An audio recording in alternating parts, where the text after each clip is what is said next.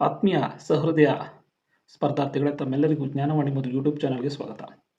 ಇವತ್ತು ಕರ್ನಾಟಕ ಸರ್ಕಾರದ ನಡವಳಿಗಳು, ಮೊರಾರ್ಜಿ ದೇಸಾಯಿ ಪದವಿ ಪೂರ್ವ ಕಾಲೇಜು ಮತ್ತು ಡಾಕ್ಟರ್ APJ ಅಬ್ದುಲ್ ಕಲಾಂ ವಸತಿ ಶಾಲೆಗಳು ಮತ್ತು ಮೌನಲಾ ಆಜಾದ್ ಮಾದರಿ ಶಾಲೆಗಳಲ್ಲಿ ಹುದ್ದೆಗಳನ್ನು ಭರ್ತಿ ಮಾಡೋದು ಕುರಿತಂತಹ ಪ್ರಸ್ತಾವನೆ ಹಾಗೂ ನಿನ್ನೆ ನಮ್ಮ ಚಾನಲ್ನಲ್ಲಿ ಕಂಪ್ಯೂಟರ್ ಶಿಕ್ಷಕರ ಕುರಿತಂತೆ ವಿಡಿಯೋನ ಮಾಡಲಾಗಿತ್ತು. ಈ ವಿಡಿಯೋಗೆ ಉತ್ತಮವಾದಂತಹ ಪ್ರತಿಕ್ರಿಯೆ ಬಂದಿದೆ. ಸುಮಾರು 90ಕ್ಕೂ ಹೆಚ್ಚು ಜನರು ತಮ್ಮ ಕಮೆಂಟ್ಗಳಲ್ಲಿ ತಮ್ಮ ಅನುಮಾನಗಳನ್ನು ವ್ಯಕ್ತಪಡಿಸಿರಿ, ತಮ್ಮ ಸಲಹೆಗಳನ್ನು ಕೇಳಿದಿರಿ. ಎಲ್ಲರಿಗೂ ಕೂಡ ಈ ವಿಡಿಯೋದಲ್ಲಿ ಸಂಪೂರ್ಣವಾದಂತಹ ನಿಮಗೆ ಒಪ್ಪಿಗೆ ಆಗುವಂತಹ ಉತ್ತರವನ್ನು ನೀಡುವಂತಹ ಪ್ರಯತ್ನವನ್ನು ಮಾಡ್ತೀವಿ. ಹಾಗಾಗಿ ಕಂಪ್ಲೀಟ್ ವಿಡಿಯೋವನ್ನು ನೋಡಿ ದಯವಿಟ್ಟು. ತುಂಬ ಜನ ಕಂಪ್ಲೀಟ್ ವಿಡಿಯೋ ನೋಡದೇ ಕಮೆಂಟ್ಗಳನ್ನು ಮಾಡಿದಿರಿ. ಹಾಗಾಗಿ ನಿಮಗೆ ಪರಿಹಾರ ವಿಡಿಯೋದಲ್ಲಿ ಸಿಗುತ್ತೆ. ಒಂದು ವೇಳೆ ವಿಡಿಯೋ ನೋಡಿದಾಗಲೂ ನಿಮಗೆ ಡೌಟ್ ಇದ್ದರೆ ಕಮೆಂಟಲ್ಲಿ ಮಾಡಿ. ಕಮೆಂಟ್ ಮಾಡೋದಕ್ಕೆ ಖಂಡಿತ ಎಲ್ಲರಿಗೂ ಕೂಡ ನಾನು ಎಷ್ಟು ಜನ ಕಮೆಂಟ್ ಮಾಡಿದರೆ ಅಷ್ಟು ಜನರು ಕೂಡ ನಾನು ಖಂಡಿತ ರೆಸ್ಪಾನ್ಸ್ ಮಾಡ್ತೀನಿ. ಹಾಗಾಗಿ ಯಾರೂ ಕೂಡ ಆತಂಕಕ್ಕೆ ಒಳಗಾಗುವಂಥದ್ದಿಲ್ಲ. ಇದು ನಿನ್ನೆ ಬಂದಂತಹ ಒಂದು ನೇಮಕಾತಿ ಪ್ರಸ್ತಾವನೆ ಅಲ್ಪಸಂಖ್ಯಾತರ ಕಲ್ಯಾಣ ಇಲಾಖೆಯಿಂದ ಬಂದಿದೆ. ಮೇಲ್ಗಡೆ ಏನೇನಿದೆ ಪ್ರಸ್ತಾವನೆ, ಮೊದಲು ಏನಿತ್ತು ಅಂದರೆ ಪ್ರಸ್ತಾವನೆ ಸಿಂಪಲಾಗಿ ಹೇಳ್ತಾ ಇದ್ದೀನಿ. ಮೊದಲು ಪ್ರಸ್ತಾವನೆಯನ್ನು ಮಾಡ್ಕೊಂಡಿದ್ರು ಯಾವ ಥರ ಅಂದರೆ, ಈ ಹುದ್ದೆಗಳಿಗೆ ಪ್ರಸ್ತಾವನೆಯನ್ನು ಕಳಿಸ್ಕೊಂಡಿದ್ರು. ಎಷ್ಟು 1225, 465, 200 ಇವೆಲ್ಲ ಹುದ್ದೆಗಳಿದೆ ನೋಡಿ. ಇಲ್ಲಿ ಬೇರೆ ಬೇರೆ ಇದು ವಸತಿ ಪೂರ್ವ ಕಾಲೇಜು, ಮೌಲಾನಾ ಆಜಾದ್ ಮತ್ತು ಪದವಿ ಪೂರ್ವ ಕಾಲೇಜು ಮಂಡಳಿ, ಇಷ್ಟು ಒಪ್ಪು ಇಷ್ಟನ್ನು ಕಳಿಸಿದರು.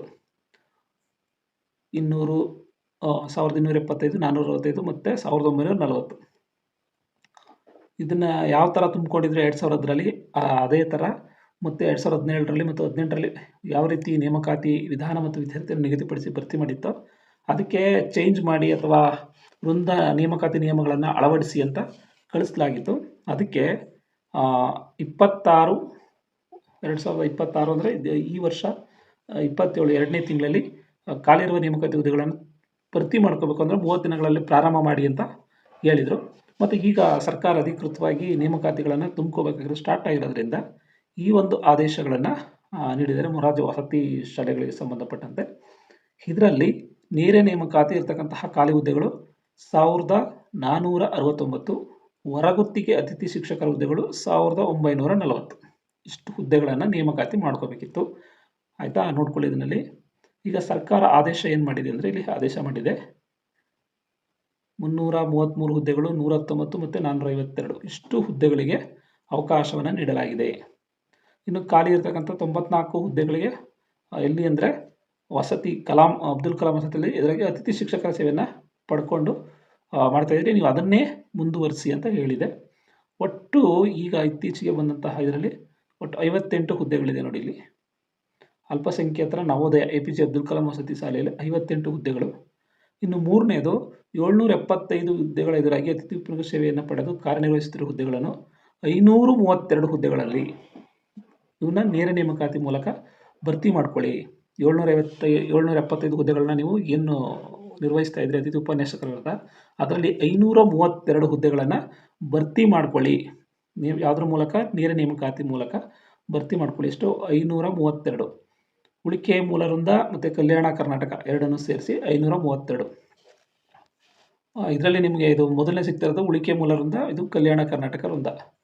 ಇದರಲ್ಲಿ 389 ಇದೆ, ಇದರಲ್ಲಿ 143 ಇದೆ, ಒಟ್ಟು 532 ಇಷ್ಟು ಹುದ್ದೆಗಳಿದೆ.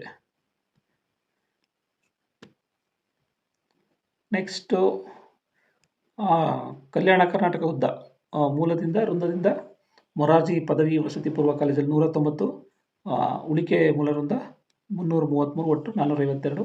ಅಲ್ಪಸಂಖ್ಯಾತರ APJ ಅಬ್ದುಲ್ ಕಲಾಂ ವಸತಿ ಶಾಲೆಯಿಂದ ನವೋದಯ ಇಲ್ಲಿಂದ 44, 14, 58 ಮತ್ತು 143, 387 ಅಷ್ಟು. ಒಟ್ಟು ಇದರಲ್ಲಿ 1042 ಹುದ್ದೆಗಳಾದ ಒಟ್ಟು ಟೋಟಲ್ ಎಲ್ಲ ಹುದ್ದೆಗಳೆಲ್ಲ ಸೇರಿ ಎಲ್ಲ 3 ಇಲಾಖೆಗಳಿಂದ ಹಿಡಿದು 1042 ಹುದ್ದೆಗಳನ್ನು ತುಂಬಿಕೊಳ್ಳೋದಕ್ಕೆ, ಆಯಿತಾ, ಭರ್ತಿ ನೀಡಿರ್ತಕ್ಕಂಥದ್ದಕ್ಕೆ ಅನುಮತಿಯನ್ನು ನೀಡಲಾಗಿದೆ. ಈ ಆದೇಶವನ್ನು ಕರೆಕ್ಟಾಗಿ ಓದ್ಕೊಳ್ಳಿ. ಕೆಲವ್ರಿಗೆ ಆದೇಶವನ್ನು ಓದುವಾಗ ಕನ್ಫ್ಯೂಸ್ ಆಗುತ್ತೆ. ಯಾಕೆಂದರೆ ಆದೇಶಗಳನ್ನು ಓದೋದೇ ಒಂದು ಕಲೆ. ಅದು ಅರ್ಥ ಮಾಡ್ಕೋಬೇಕಾದ್ರೆ ಒಂದು ಇರ್ತದೆ.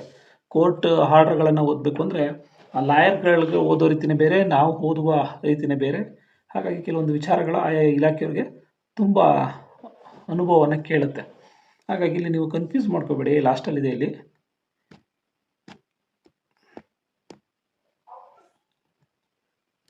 306, 736, ಒಟ್ಟು 1042 ಹುದ್ದೆಗಳಿಗೆ ಅನುಮೋದನೆ ನೀಡಲಾಗಿದೆ. ಮತ್ತು 1900 ಹುದ್ದೆಗಳ ನೇಮಕಾತಿ ವಿಧಾನವನ್ನು ಏನಿದೆ ಬದಲಾಯಿಸಿ ನೇಮಕಾತಿ ಕುರಿತ ಪ್ರಸ್ತಾವನೆ ಒಪ್ಪಲು ಬರುವುದಿಲ್ಲ ಎಂದು ತಿಳಿಸಿದೆ. ಹಂಗೆ ಅನ್ಕೊಬಿಟ್ಟು ನೀವು ನೇಮಕಾತಿ ಮಾಡ್ತಾ ಇಲ್ಲ ಅಂತ ತಿಳ್ಕೊಬಾರ್ದು. 1940 ಯಾವುದು ಅಂದರೆ ಅತಿಥಿ ಮತ್ತು ಹೊರಗುತ್ತಿಗೆ ಇದೆಯಲ್ಲ, ಅದಕ್ಕೆ ಯಾವುದೇ ರೀತಿ ನೇಮಕಾತಿ ನಿಯಮಗಳನ್ನು ಬದಲಾವಣೆ ಮಾಡಲ್ಲ ಅಂತಲೇ ಹೇಳ್ತಾವ್ರೆ. ಹಿಂದೆ ಹೆಂಗೆ ನೀವು ಅತಿಥಿ ಉಪನ್ಯಾಸಕರು ಮತ್ತು ಅತಿಥಿ ಶಿಕ್ಷಕರನ್ನ ನೇಮಕ ಮಾಡ್ಕೋತಿದ್ರಿ, ಅದರ ಮೂಲಕನೇ ನೇಮಕ ಮಾಡ್ಕೊಳ್ಳಿ. ಹೊರಗುತ್ತಿಗೆ ಮೂಲಕ ಯಾವ ರೀತಿ ನೇಮಕ ಮಾಡ್ಕೋತಿದ್ರಿ ಅದಕ್ಕೆ ಸರ್ಕಾರ ಏನು ಗೈಡ್ಲೈನ್ಸ್ ಬಿಟ್ಟಿದೆ ಅದನ್ನೇ ಮಾಡ್ಕೊಳ್ಳಿ ಅಂತ ಹೇಳಿದೆ. ಮತ್ತು ಈ ಆದೇಶವನ್ನು ಆರ್ಥಿಕ ಇಲಾಖೆ ಟಿಪ್ಪಣಿ ಸಂಖ್ಯೆ 2026 ದಿನಾಂಕ 15/6 ಸಹಮತಿ ಮೇರೆಗೆ ಹೊರಡಿಸಲಾಗಿದೆ. ಹಾಗಾಗಿ ಒಂದು 1042 ಹುದ್ದೆಗಳಿಗೆ ನೇಮಕಾತಿ ಮಾಡೋದಕ್ಕೆ ಪ್ರಸ್ತಾವನೆಯನ್ನು ಸಲ್ಲಿಸಲಾಗಿದೆ. ಇದೊಂದು ವಿಚಾರ. ನೆಕ್ಸ್ಟ್ ಈಗ ಕಂಪ್ಯೂಟರ್ ವಿಚಾರಕ್ಕೆ ಬರೋಣ. ಕಂಪ್ಯೂಟರ್ ಶಿಕ್ಷಕರ ನೇಮಕಾತಿಗೆ ಸಂಬಂಧಪಟ್ಟಂತೆ ನಿನ್ನೆ ನಾನು ತಿಳಿಸಿದಂಥ ವಿಚಾರಕ್ಕೆ ಸುಮಾರು ಜನ ಕಮೆಂಟ್ ಮಾಡಿದ್ರಿ. ವಿಚಾರಗಳ ಸಂಪೂರ್ಣವಾಗಿ ವಿಡಿಯೋವನ್ನು ಮಾಡಬೇಕಿತ್ತು, ಹಾಗಾಗಿ ಸ್ವಲ್ಪ ಗೊಂದಲ ಆಗಿರ್ಬೋದು ಅಂತ ಅನ್ಕೋತೀನಿ. ಸದರಿ ಕರಡು ತಿದ್ದುಪಡಿ ನಿಯಮಗಳ ಕುರಿತಂತೆ ಯಾವುದೇ ವ್ಯಕ್ತಿಯಿಂದ ನಿಗದಿತ ಅವಧಿಯೊಳಗೆ ಸ್ವೀಕೃತವಾಗುವಂತಹ ಯಾವುದೇ ಆಕ್ಷೇಪಣಾರ್ಹ ಸಲಹೆಗಳನ್ನು ರಾಜ್ಯ ಸರ್ಕಾರವು ಪರಿಗಣಿಸುವುದು. ಅಂದರೆ ನೀವು ಏನಾದರೆ ನಿಮಗೆ ತಿದ್ದುಪಡಿ ಮಾಡಬೇಕು ಅನ್ನೋದೇನಿದ್ರೆ ರಾಜ್ಯ ಸರ್ಕಾರ ಪರಿಗಣಿಸುತ್ತೆ. ನೀವೇನು ಮಾಡಬೇಕು ಅಂದರೆ ಆಕ್ಷೇಪಣೆ ಮತ್ತು ಸಲಹೆಗಳನ್ನು ಸರ್ಕಾರದ ಅಪರ ಕಾರ್ಯದರ್ಶಿ, ಶಾಲಾ ಶಿಕ್ಷಣ ಮತ್ತು ಸಾಕ್ಷರತಾ ಇಲಾಖೆ, 6ನೇ ಮಹಡಿ ಬಹುಮಹಡಿಗಳ ಕಟ್ಟಡ, ಈ ಒಂದು ಅಡ್ರೆಸ್ಗೆ ಡಾಕ್ಟರ್ ಬಿ ಆರ್ ಅಂಬೇಡ್ಕರ್ ವಿಧಿ ಬೆಂಗಳೂರು 56001 ಇವರ ವಿಳಾಸಕ್ಕೆ ಕಳಿಸ್ತಕ್ಕಂಥದ್ದು.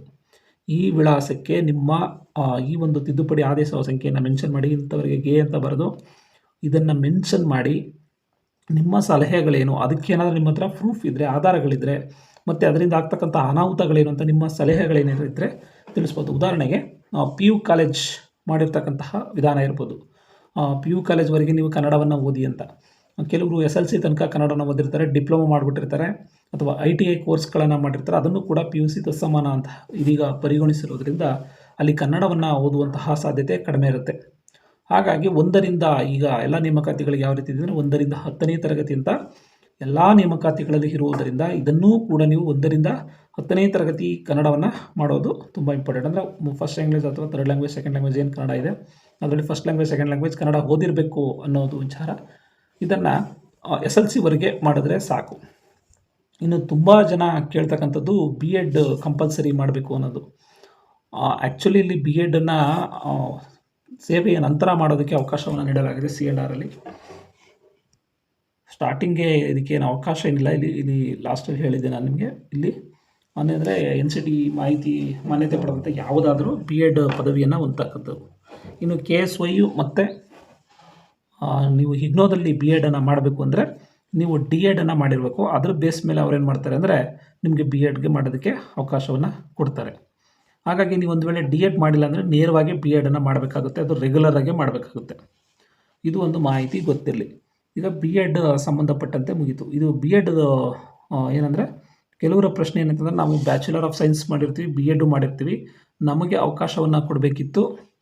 ಆದರೆ ಇಲ್ಲಿ ಏನಾಗಿದೆ ಅಂದರೆ ಆಲ್ಮೋಸ್ಟ್ ಎಲ್ಲ ಡಿಗ್ರಿಗಳಿಗೆ ಕೊಟ್ಬಿಟ್ಟಿದ್ದಾರೆ. ಬಾಕಿ ಅವರಿಗೆ ಅಂದರೆ B.Ed ಮಾಡಿದವ್ರಿಗೆ ಅವಕಾಶ ತಪ್ಪುತ್ತೆ, ಕಾಂಪಿಟೇಷನ್ ಜಾಸ್ತಿ ಆಗುತ್ತೆ, B.Edನ್ನು ಸೇರಿಸ್ಬೇಕಿತ್ತು ಅನ್ನೋದು ಕೆಲವರು ವಾದ. ಇನ್ನು ಕೆಲವರು ವಾದ ಏನು ಅಂದರೆ ಮಾಡಿರೋದು ಕರೆಕ್ಟ್ ಇದೆ, ಇನ್ನೂ ಒಂದಷ್ಟು ಕೋರ್ಸ್ಗಳಿದೆ, ಇಂಜಿನಿಯರಿಂಗ್ ಕೋರ್ಸ್ಗಳಿದೆ, ಆ ಕೋರ್ಸ್ಗಳನ್ನು ಕೂಡ ಇಲ್ಲಿ ಸೇರಿಸ್ಬೇಕಾಗಿತ್ತು. ನೋಡ್ಕೊಳ್ಳಿ, ಇಲ್ಲಿ ಬ್ಯಾಚುಲರ್ ಆಫ್ ಸೈನ್ಸ್ ಎಲ್ಲ ಕೋರ್ಸ್ಗಳನ್ನು ಕೊಟ್ಟಿದ್ದಾರೆ. ನಿಮ್ದು ಯಾವ ಕೋರ್ಸ್ ಆ್ಯಡ್ ಮಾಡಬೇಕಿತ್ತು, ಅದು ಕಂಪ್ಯೂಟರ್ ಬರುತ್ತಾ ಅನ್ನೋದ್ರ ಬಗ್ಗೆ ಕೇಳ್ಕೊಳ್ಳಿ, ಅದ್ರ ಬಗ್ಗೆ ತಿಳ್ಕೊಂಡು ಅದರ ಡಾಕ್ಯುಮೆಂಟ್ಸನ್ನು ಇದ್ರ ಜೊತೆಗೆ ನಿಮ್ಮ ಅಪ್ಲಿಕೇಶನ್ ಜೊತೆಗೆ ಏನು ಆಕ್ಷೇಪಣೆ ಸಲ್ಲಿಸ್ತಿರೋದ್ರ ಜೊತೆಗೆ ಸಲ್ಲಿಸಿದ್ರೆ ನಾವು ಕಂಪ್ಯೂಟರ್ನೆಲ್ಲ ಅಭ್ಯಾಸ ಮಾಡಿರ್ತೀವಿ. ಹಾಗಾಗಿ ನಮಗೆ ಸರ್ಕಾರದಲ್ಲಿ ನಮಗೂ ಕೂಡ ಈ ಒಂದು ಕಂಪ್ಯೂಟರ್ ಟೀಚರನ್ನು ಅಪ್ಲೈ ಮಾಡೋದಕ್ಕೆ ಅವಕಾಶ ಕೊಡಿ ಅಂತ ಕೊಡಬೇಕು. ಮತ್ತು ಪ್ರಥಮ ಮತ್ತು ದ್ವಿತೀಯ ಭಾಷೆ ಸಂಬಂಧಪಟ್ಟಂತೆ ಹೇಳಿದೆ ನಾನು ಈಗಾಗಲೇ. ನೆಕ್ಸ್ಟ್ ಗಣಕ ವಿಜ್ಞಾನ ಶಿಕ್ಷಕರಿಗೆ ನೇಮಕ 5 ವರ್ಷದ ಒಳಗಡೆ ಫಸ್ಟ್ 2 ವರ್ಷ ನೀವು ಕಂಪಲ್ಸರಿ ನೀವು ಏನು ಮಾಡಬೇಕಾಗುತ್ತೆ, ಪ್ರೊಬೇಷನರಿ ಕ್ಲಿಯರ್ ಮಾಡ್ಕೋಬೇಕಾಗುತ್ತೆ. ಪ್ರೊಬೇಷನರಿ ಕ್ಲಿಯರ್ ಆದಮೇಲೆ ಇನ್ನು 3 ವರ್ಷ ಸಿಗುತ್ತೆ. 3 ವರ್ಷದಲ್ಲಿ 2 ವರ್ಷ ನೀವು B.Edಗೆ ಬೇಕಾದ್ರೆ ರಜೆ ತೊಗೊಂಡು ಹೋಗ್ಬೋದು, ಅಥವಾ ಫಸ್ಟೇ ನಾನು ಹೋಗ್ತೀನಿ ಪ್ರೊಬೇಷನರಿ ಆಮೇಲೆ ಕ್ಲಿಯರ್ ಮಾಡ್ಕೊತೀನಿ ಅಂದ್ರೂ ಆಗುತ್ತೆ. ಬಟ್ ಇದು ಒಂಥರ ಗೊಂದಲದ ಆಗಿದೆ. ಕೆಲವೊಂದು ನೇಮಕಾತಿಗಳಲ್ಲಿ ಈ ಥರ ಆಗಿತ್ತು. ಫಸ್ಟ್ ಟೈಮ್ ನೇಮಕಾತಿ ಮಾಡುವಾಗ ಈ ಒಂದು ರೀತಿ ಆಗುತ್ತೆ. ಉದಾಹರಣೆಗೆ PU ಕಾಲೇಜ್ ಲೆಕ್ಚರ್ಗಳನ್ನು ನೇಮಕಾತಿಯ ಸಂದರ್ಭದಲ್ಲಿ PUC ಲೆಕ್ಚರ್ಗಳಿಗೆ BEdನ್ನು ಕಂಪಲ್ಸರಿ ಮಾಡಿದ್ರು.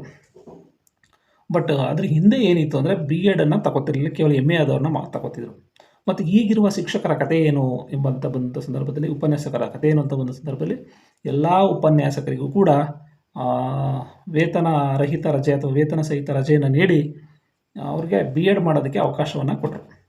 ಇಷ್ಟು ವರ್ಷ ಅವಧಿಯನ್ನು ಟೈಮನ್ನು ಫಿಕ್ಸ್ ಮಾಡಿ ಅವ್ರಿಗೆ BEdನ್ನು ಮಾಡ್ಕೋಬೇಕು ನೀವು ಅಂತ ಮಾಡಿದ್ರು. ಹಾಗಾಗಿ ಎಲ್ಲರೂ ಕೂಡ BEdನ್ನು ಕಂಪ್ಲೀಟ್ ಮಾಡಿಕೊಂಡ್ರು. ಹಾಗೆ ಇದು ಕೂಡ ಆಗುವಂತಹ ಸಾಧ್ಯತೆ ಇದೆ.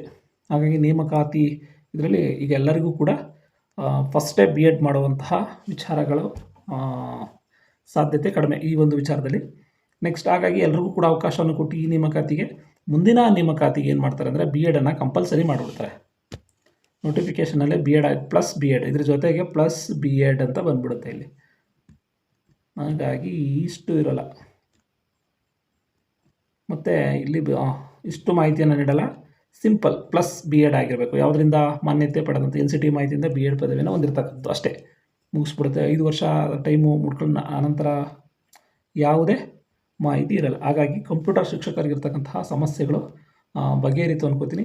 ನಿಮ್ಮ ತಕರಾರುಗಳೇನಾರು ಇದ್ದರೆ ನೀವು 15 ದಿನಗಳ ಒಳಗಡೆ ಟೈಮ್ ಇರುತ್ತೆ ಇದಕ್ಕೆ. ಇಲ್ಲಿ 7 ದಿನಗಳ ನಂತರ ಪರಿಗಣನೆಗೆ ತೆಗೆದುಕೊಳ್ಳಲಾಗುವುದೆಂದು ಈ ಮೂಲಕ ತಿಳಿಸಲಾಗಿದೆ. ಹಾಗಾಗಿ ನೀವು ಸಾಧ್ಯವಾದಷ್ಟು ಬೇಗ ಈ ಒಂದು ಅಡ್ರೆಸ್ಗೆ ನೀವೇನು ಮಾಡಿ ಆಕ್ಷೇಪಣೆಗಳನ್ನು ಸಲ್ಲಿಸಿ. ನಿಮಗೇನಾದರೆ ಅನುಮಾನಗಳಿದ್ದರೆ ಕಮೆಂಟ್ ಬಾಕ್ಸ್ನಲ್ಲಿ ತಿಳಿಸಿ. ಪೋಸ್ಟ್ ಮುಖಾಂತರನೇ ಮಾಡಿ, ಪೋಸ್ಟೇ ಮಾಡಬೇಕು ನೀವು. ಇಮೇಲ್ ಏನಿಲ್ಲ, ಆನ್ಲೈನಲ್ಲಿ ಮಾಡ್ಬೋದಾ? ಇಲ್ಲ, ನೋ, ಪೋಸ್ಟೇ ಮಾಡಬೇಕು ನೀವು. ಪೋಸ್ಟ್ ಆಫೀಸಲ್ಲಿ ರಿಜಿಸ್ಟರ್ ಪೋಸ್ಟ್ ಅಥವಾ ಸ್ಪೀಡ್ ಪೋಸ್ಟನ್ನು ಮಾಡಿ.